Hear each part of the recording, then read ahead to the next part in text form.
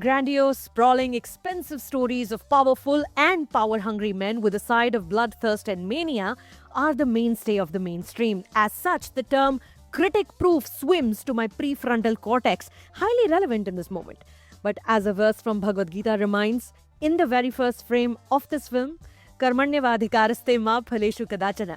The duty must be carried out without the greed for a reward. Let us talk about Aditya Dhar's Dhurandhar, The Revenge, now in movie theaters. In Dhurandhar, The Revenge, the complex Layari political climate is now easier to grasp. December, after all, was not that long ago. Our recollection is fresh. In effect, you have more time to observe and forge relationships with characters on the big screen. Ajay Sanyal, of course, remains a key celebrated presence. Even Manav Gohil, who plays his deputy, got a woo in my movie theater. Sanyal then proceeds to say, "We are men from birth till death, we have to fight." Both Sanyal and Jaskirat are the personification of this sentiment. This new India you've now heard about in each Aditya Dhar film. Very male, very angry, very ready to wage war. Everyone else is weak and incompetent. Sanyal also tells a broken and diminished Jaskirat, a convict on death row, that the fuel that's within him, which he accessed to take revenge for his brutalized family, that fuel can be sparked again, but by Sanyal alone. Hence, he ought to train to be a spy for the government.